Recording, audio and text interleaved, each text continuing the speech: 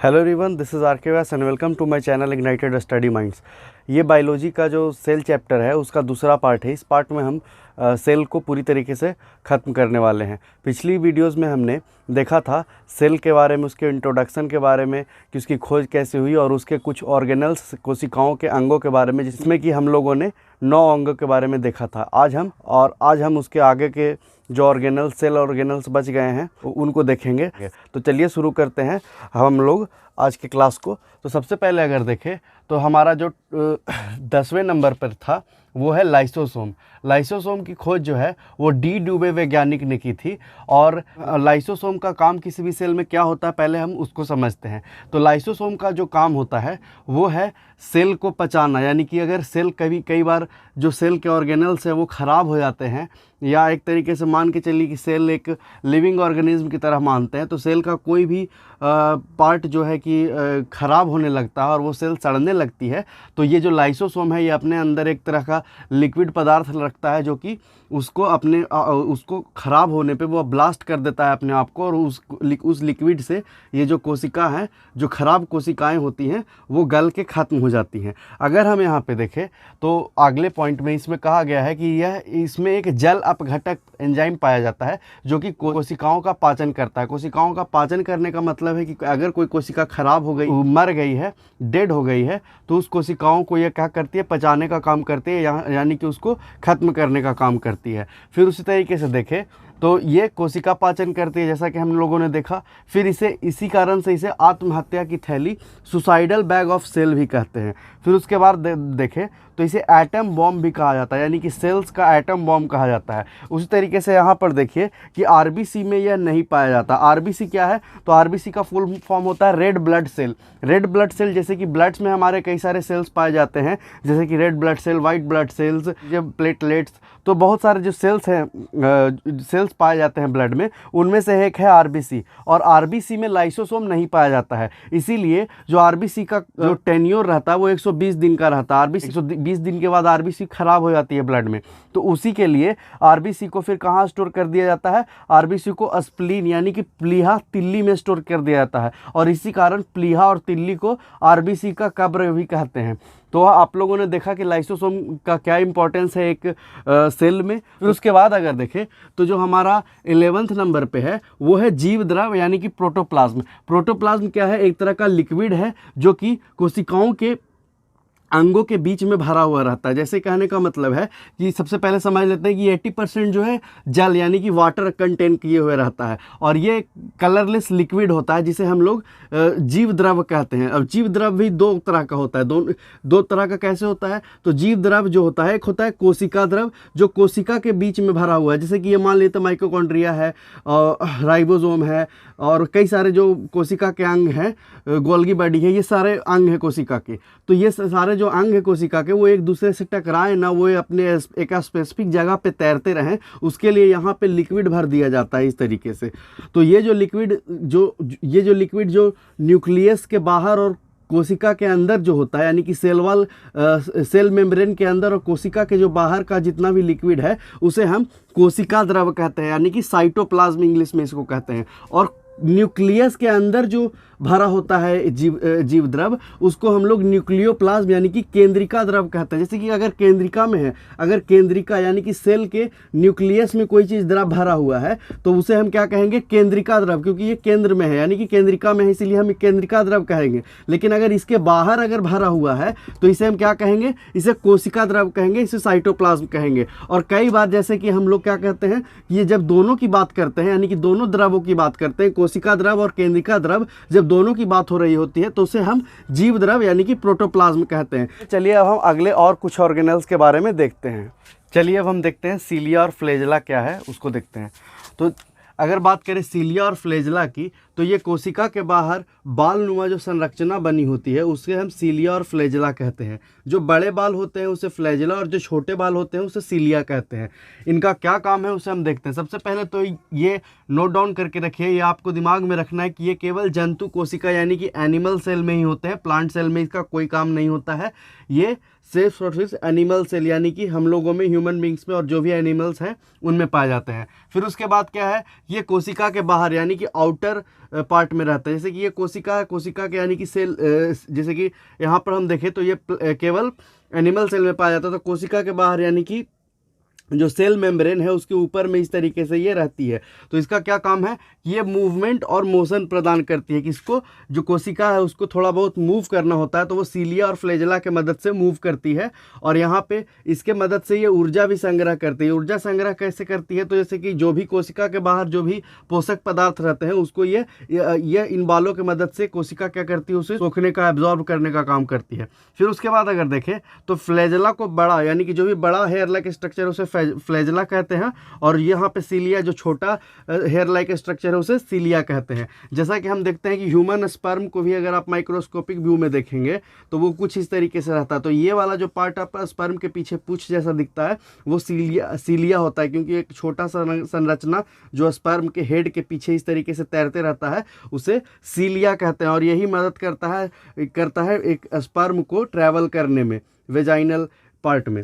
तो चलिए अब हम देखते हैं लावक को, यानी कि 30 नंबर में क्या है, लावक है। तो लावक यानी कि इसे प्लास्टिड भी कहते हैं। ये क्या है, तो ये केवल पादपों में पाया जाता है। जिस तरीके से जो हमारा सीलिया फ्लैजेला है वो केवल एनिमल सेल में पाया जाता है, ये सिर्फ प्लांट सेल यानी कि केवल पौधों में पाया जाता है, पादपों में पाया जाता है। जो लावक है यानी कि प्लास्टिड है, ये 3 प्रकार के होते हैं। कौन कौन से हैं, तो क्लोरोप्लास्ट, ल्यूकोप्लास्ट और क्रोमोप्लास्ट। क्लोरोप्लास्ट को हरित लावक कहते हैं क्योंकि ये पत्ते या कई बार तना में पाया जाता है। जैसे कि जितने भी क्रीपर्स होते हैं, जो लत्तर जिसको कहते हैं, तो उसमें तो जो तना भी देखिएगा तो हरा रहता है और पत्ता भी हरा रहता है। तो ये तना और पत्ता में पाया जाता है हरित लावक। और इसी के कारण क्लोरोप्लास्ट के ही कारण आपको पता है कि पत्ता हरा दिखता है। और जो क्लोरोप्लास्ट का काम है यानी कि पत्ता और तना क्या करते हैं, भोजन निर्माण का काम करते हैं। जैसे कि पत्ता क्या करता है, फोटोसिंथेसिस करके ग्लूकोज का निर्माण करता है उस तरीके से। तो यानी कि ये भोजन बनाने में काम आता है। यानी कि क्लोरोप्लास्ट हरित लावक जो पत्ता और तना में पाया जाता है। फिर है ल्यूकोप्लास्ट, जिसे अवर्णित लावक, यानी कि इसमें कोई कलर नहीं है। प्लास्ट जिसमें भी लगा हुआ है उसका कहने का मतलब ही है लावक, ठीक है। तो यहाँ पे जो अवर्णित लावक है जिसमें कि कोई भी रंग ना हो उसे हम लोग अवर्णित लावक कहते हैं। यानी कोई भी वर्ण मतलब कलर, अवर्णित लावक। यानी कि ये कहाँ पाया जाता है, जड़ों में। जैसे कि जड़ आप किसी चीज़ का निकालते हैं तो वहाँ पे आप देखेंगे कि जो जड़ है वो उसका क्या है, पूरा वाइट दिखता है, उसमें कोई कलर नहीं होता है। इसका क्या काम होता है, तो ये भोजन संग्रह करते हैं। हालांकि फल भी भोजन संग्रह करते हैं। भोजन संग्रह करने का जो है, फलों को और जड़ों को भोजन संग्रह करने के लिए हम लोग कह सकते हैं। फिर उसके बाद देखते हैं तो क्रोमोप्लास्ट। क्रोमोप्लास्ट क्या है, यानी कि वर्णित लावक। ये कहाँ पाए जाते हैं, फलों में। जितने भी फल हैं उनके कलरफुल होने का कारण क्या है, क्रोमोप्लास्ट ही है। और ये क्रोमोप्लास्ट के भी कई नाम है। जैसे कि कैरोटीन जो क्रोमोप्लास्ट है वो गाजर के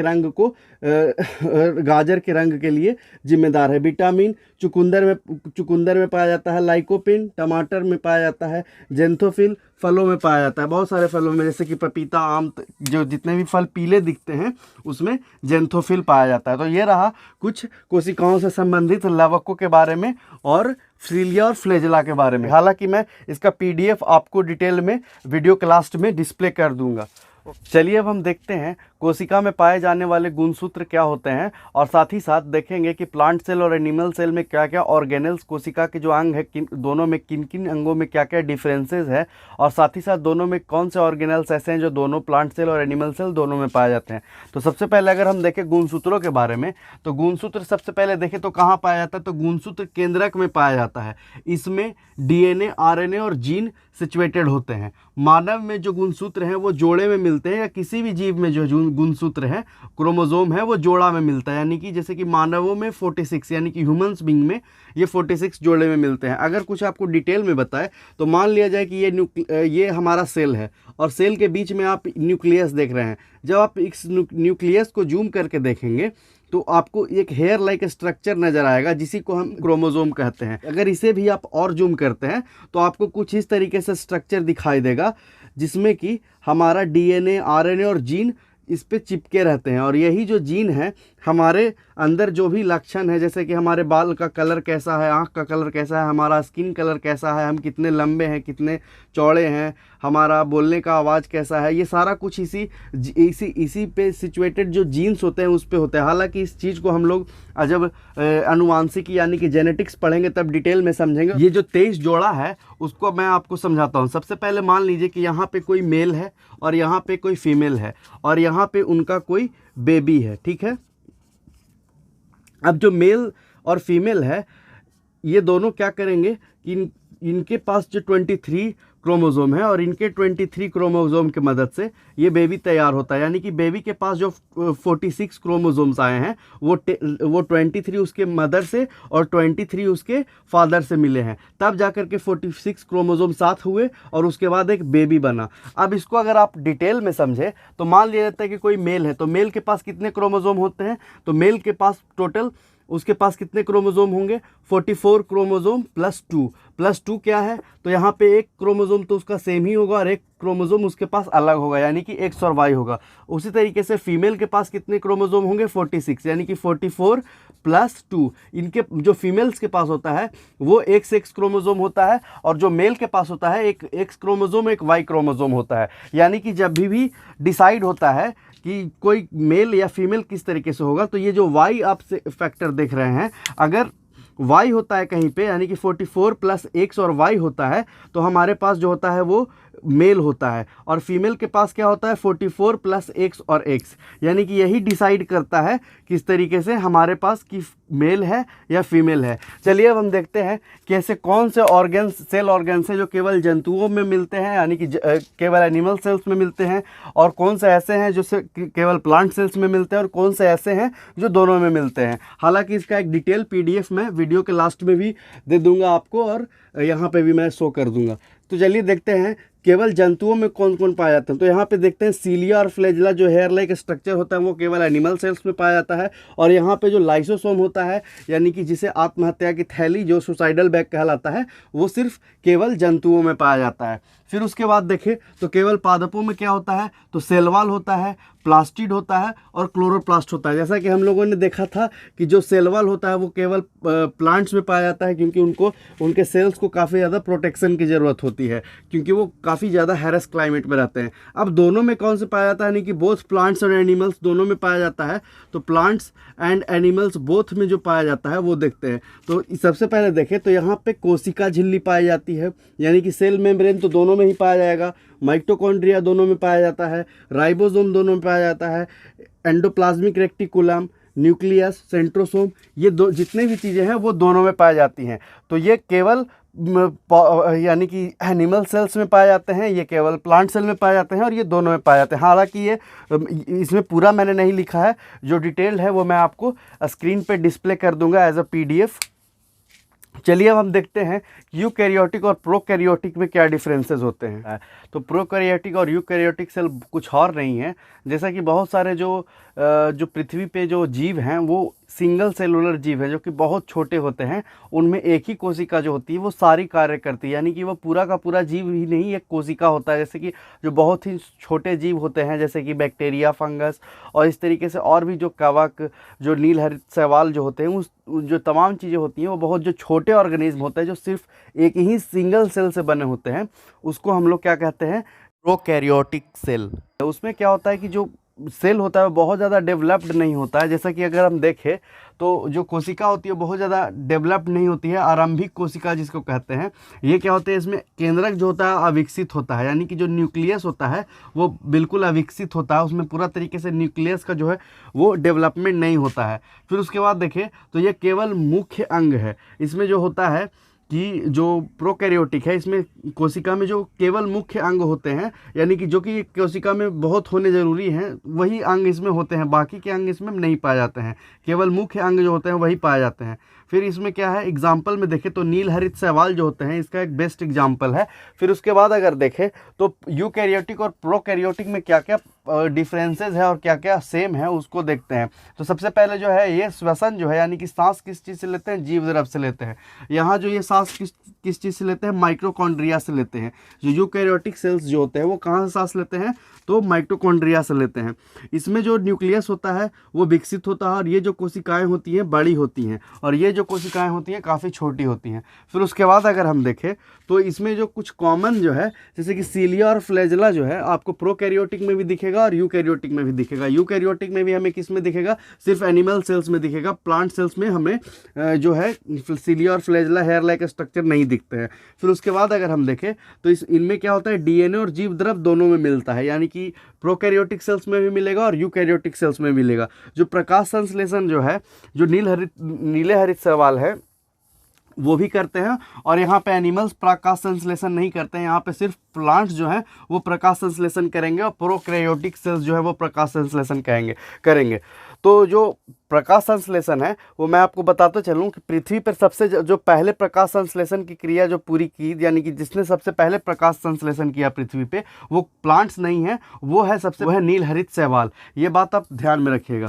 फिर उसके बाद अगर देखें तो यहाँ पे जो झिल्ली है यानी कि सेल मेम्ब्रेन है, वो जानते हैं कि हर एक कोशिका, जो भी अगर कोशिका है तो उसमें सेल मेम्ब्रेन मिलना बहुत ज़रूरी होता है, यानी कि सेल मेम्ब्रेन में ही कोशिका के सारे अंग रखे रहते हैं। ये सेल वॉल जो है यानी कि भित्ति जो है प्रोटेक्शन है। सेल वॉल किन में मिलते हैं, तो यूकैरियोटिक सेल्स में मिलते हैं। यूकैरियोटिक में भी किन में मिलते हैं, तो सिर्फ और सिर्फ प्लांट्स में मिलते हैं।